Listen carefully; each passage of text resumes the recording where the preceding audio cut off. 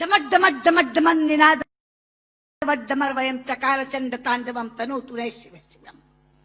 धगत धगत धगत जवल ललाट पट्ट पावके किशोर चंद्रशेखरे रति प्रतीक्षाम मम। धराधरेन्द्र नंदिनी विलास बंधु बंधुरा स्फुर दिगंत संतति प्रमोद मान मानसे। क्योंकि शायद कम लोगों को यहां यह मालूम हो कि संस्कृत विश्व की सबसे वैज्ञानिक भाषा है। सेम पेट्रोदा यहां बैठे हैं, वो साक्षी होंगे इस बात के कि जब दुनिया में टॉकिंग कंप्यूटर बनाने की बात चली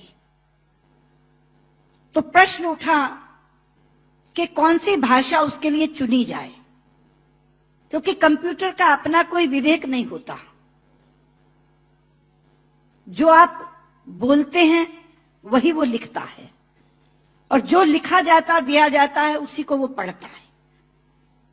इसलिए भाषा व्याकरण की दृष्टि से भी वैज्ञानिक होनी चाहिए और ध्वनि की दृष्टि से भी। जो बोला जाए वही वो पढ़े।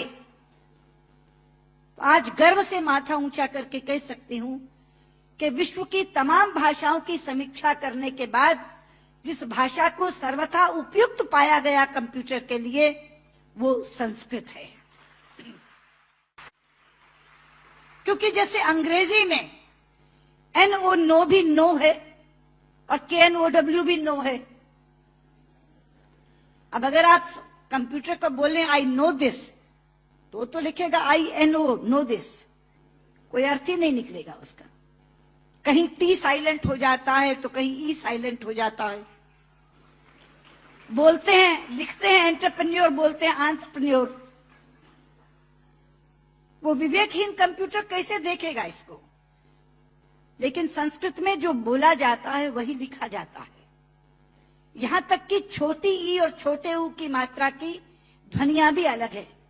इति, यदि आपने छोटा बोला तो इति, लेकिन दही बड़ी की मात्रा बोला तो दही। तो जो बोलेंगे वो लिखेगा, जो लिखेगा वही पढ़ेगा।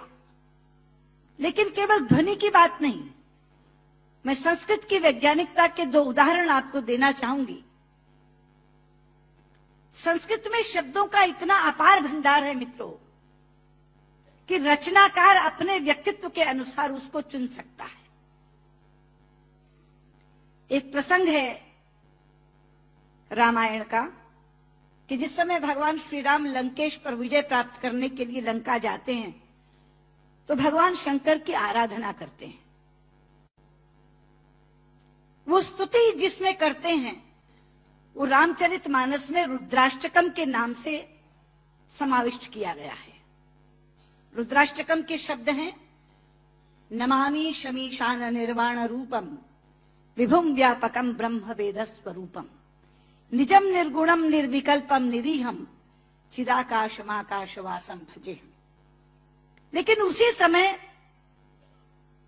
श्री राम पर विजय प्राप्त करने के लिए रावण ने भी आराधना की थी, स्तुति की थी, और उसने अपना स्तोत्र स्वयं रचा था जो शिव तांडव स्तोत्र के नाम से प्रसिद्ध है।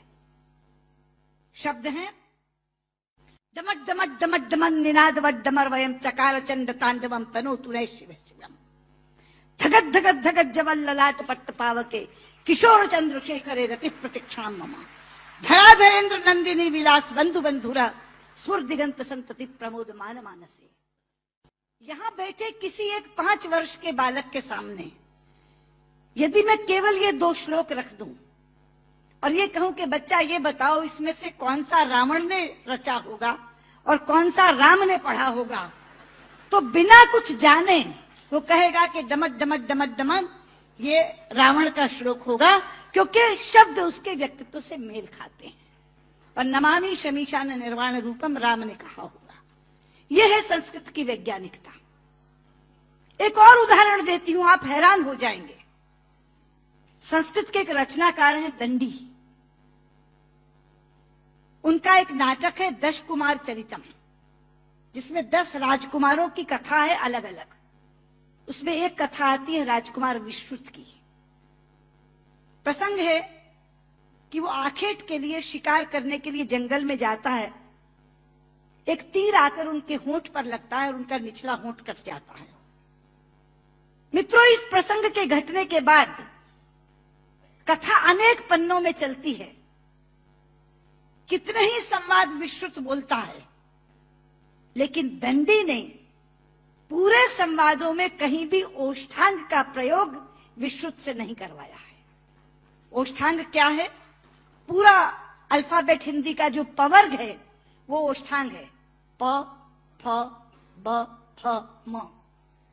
प, फ, ब, फ, म दोनों होंठ मिलाकर बोले जा सकते हैं। अगर दोनों होंठ में से एक होंठ नहीं है तो आप प नहीं बोल सकते, ब नहीं बोल सकते, भ नहीं बोल सकते, म नहीं बोल सकते। ये पवर्ग ओष्ठांग है। तो अगर उसका एक होंठ कट गया तो उसने पवर्ग का उच्चारण कैसे किया, ये कोई भी प्रश्न कर सकता था रचनाकार से। इसलिए अनेक संवादों में कहीं भी ओष्ठांग का प्रयोग नहीं है। यह है संस्कृत की वैज्ञानिकता। लेकिन लोग आजकल कहते हैं कि संस्कृत तो बोलचाल की भाषा नहीं बन सकती, संस्कृत कभी जनभाषा नहीं रही। शायद इससे बड़ी अज्ञानता की बात कोई दूसरी नहीं हो सकती। संस्कृत जनभाषा रही है। छोटे लोग, अनपढ़ लोग, बिना विद्यालय में गए लोग संस्कृत बोलते रहे हैं। राजा भोज के काल में एक प्रसंग आता है कि राजा भोज एक बार अपने प्रजा का हालचाल जानने के लिए जंगल से जा रहे थे। सामने से एक लकड़हारा आ रहा था। उसने लकड़ियां काटकर अपने सिर पर रखी हुई थी, पसीनों पसीन था। राजा ने लकड़हारे को देखा तो तब संस्कृत में ही बातचीत होती थी, संस्कृत ही जनभाषा थी। तो राजा ने लकड़हारे से कहा, किमते भारम बाधती, क्या ये भार तुम्हें कष्ट पहुंचा रहा है? लेकिन बाध शब्द जो है मित्रों, वो धातु है जो परस्मयी पदी नहीं चलती, आत्मनेपदी चलती है। संस्कृत में दो तरह की धातुएं हैं।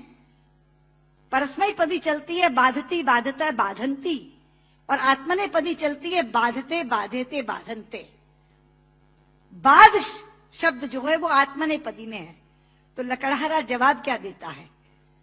भारम न बाधती राजन यथा बाधती बाधते। कि राजा, मुझे ये भार कष्ट नहीं दे रहा जितना आपके मुंह से बोला हुआ बाधती शब्द कष्ट दे रहा है, क्योंकि बाधती शब्द का अशुद्ध उच्चारण आपने किया है। ये शब्द बाधते होना चाहिए। भारम न बाधती राजन यथा बाधती बाधते। तो कौन कहता ये जनभाषा नहीं रही? ये जनभाषा रही है। लेकिन आज मैं शंकर जी से कहना चाहूंगी कि आपकी साउथ इंडिया एजुकेशन सोसाइटी पर एक जिम्मेदारी आई है, क्योंकि आज संस्कृत केवल कर्मकांड की भाषा बनकर रह गई। कल जब विश्व के लोग आएंगे और कहेंगे कि कंप्यूटर के लिए हमें संस्कृत के विद्वान दो, हम टॉकिंग कंप्यूटर बनाना चाहते हैं, तो एक विडंबना खड़ी होगी कि जिसे संस्कृत आती है उसे कंप्यूटर नहीं आता, और जिसे कंप्यूटर आता है उसे संस्कृत नहीं आती। इसलिए केवल साइटेशन संस्कृत में पढ़कर अपने कर्तव्य की तीसरी मत कर लीजिए। साउथ इंडिया एजुकेशन सोसाइटी का ये फर्ज बनता है, ये कर्तव्य बनता है कि वो ऐसे लोग पैदा करे जो संस्कृत और कंप्यूटर दोनों के परम विद्वान बने। और उस समय जब हमारे सामने ये बोध आकर के खड़ा हो, ये विषय आकर के खड़ा हो कि टॉकिंग कंप्यूटर के लिए संस्कृत के विद्वान चाहिए, तो साउथ इंडिया एजुकेशन सोसाइटी कहे, ये लीजिए हम देते हैं जो संस्कृत के भी ज्ञाता हैं और कंप्यूटर के भी ज्ञाता हैं। क्योंकि अथाह भंडार भरा पड़ा है हमारे ज्ञान का, हमारे शास्त्र, हमारे उपनिषद, हमारे ग्रंथ, और उन ग्रंथों की सोच लोगों तक पहुंची नहीं। आज अभी शंकर जी अपने प्रारंभिक वक्तव्य में कह रहे थे, उदार चरिता नाम वसुधैव कुटुंबकम।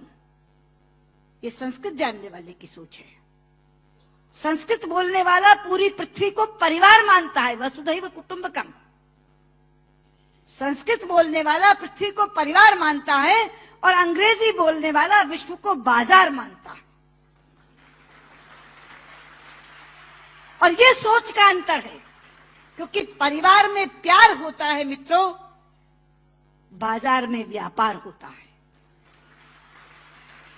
केवल व्यापार, शुद्ध व्यापार।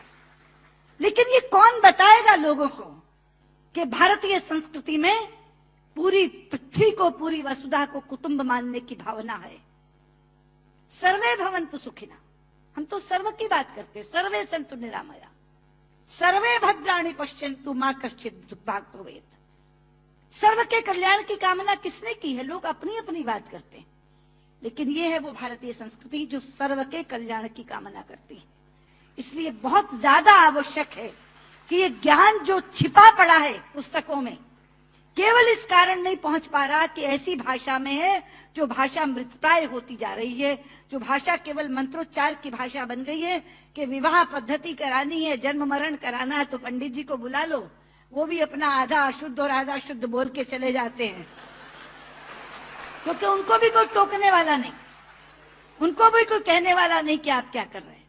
इसलिए साउथ इंडिया एजुकेशन सोसाइटी पर यह जिम्मेदारी आई है, आप इस काम को करें। और मैंने अभी जब आप बैठे थे तो मैंने आपसे कहा था कि जो 2.5 लाख का पुरस्कार आपने मुझे दिया है, मैं आपको वापस करती हूं। आप इसी पुण्य कार्य में आप उसका इस्तेमाल करें और ये काम आप जरूर करेंगे। मुझे लगता है तभी मेरा यहाँ आना सार्थक होगा। बहुत बहुत